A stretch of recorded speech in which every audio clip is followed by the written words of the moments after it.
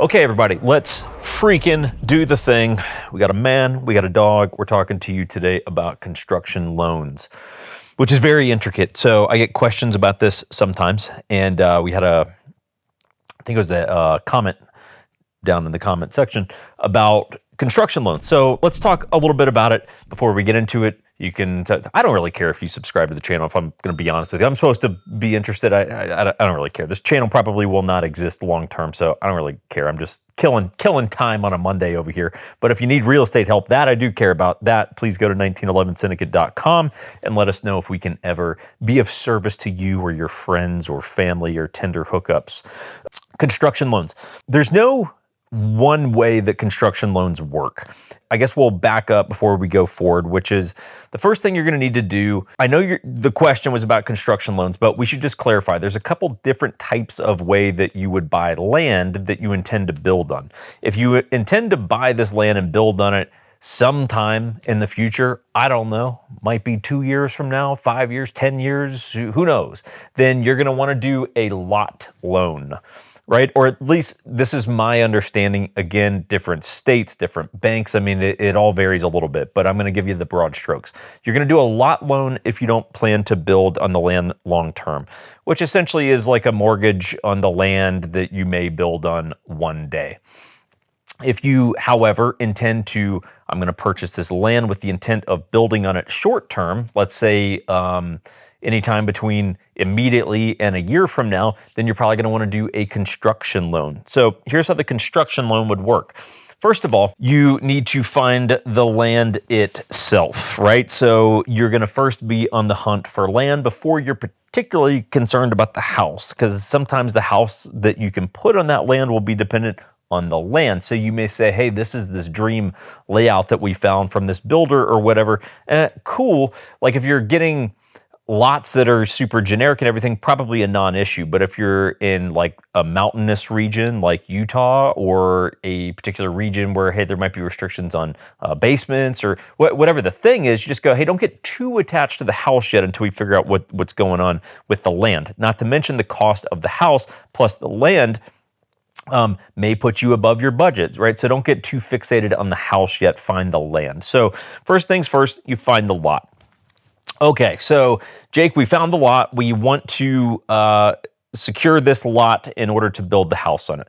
Cool. So we're going to get that lot under contract, right? We're going to make an offer on it, hopefully get the offer accepted, and now you're under contract on the lot itself. The next thing, which is really going to be the long, intensive portion of the process, is going to be the due diligence phase, which there's going to be a lot that goes into this, and this is why the overwhelming majority of the times I would not recommend that you do a new build, like a new custom build like this. Just do like a generic new build that's going up in a neighborhood, and you just buy the house as it's built.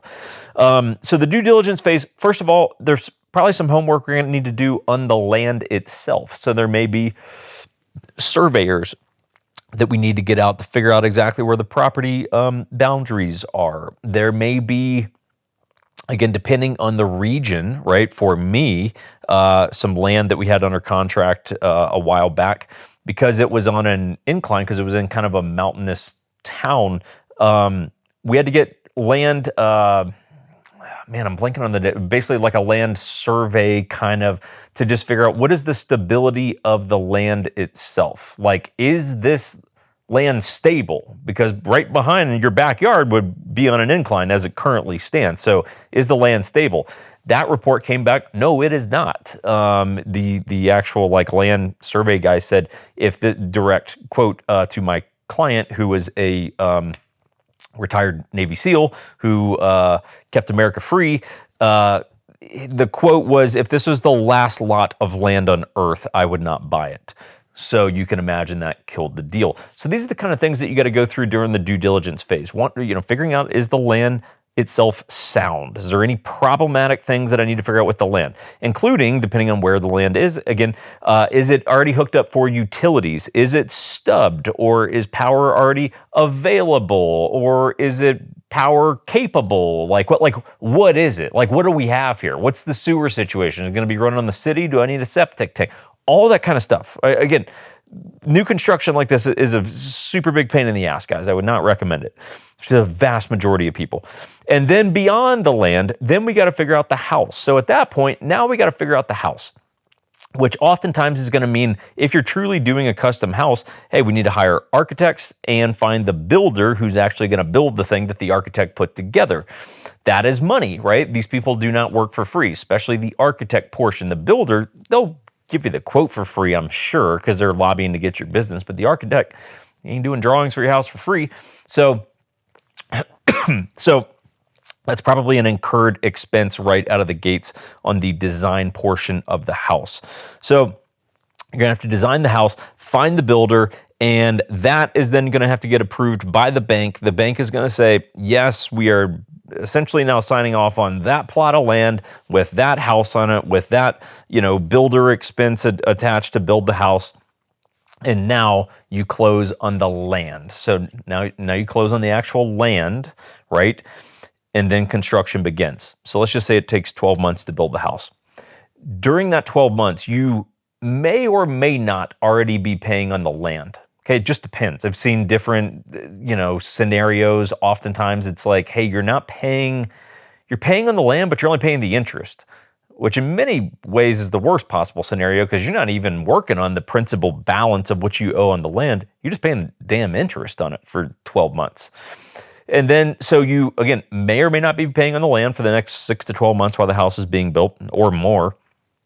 And then eventually the house is done. At that point, you roll the land and the house into a traditional fixed 30-year mortgage, right? So instead of having two payments for a term or for the next 30 years where, hey, every month I got my land payment and I got my house payment, the bank or credit union, who does these type of loans, will just roll the land and the now completed house into one loan and say, hey, that thing is now worth $500,000 and that's what you're paying your 30-year mortgage on. So guys, it's complicated. I have never, not that long, I suppose, but in three and a half years doing real estate here in Utah, I've done plenty of new construction, but never new custom construction like that. Tried it a couple times, huge pain in the ass. The deals fell through because there was land problems or builder problems or whatever it was.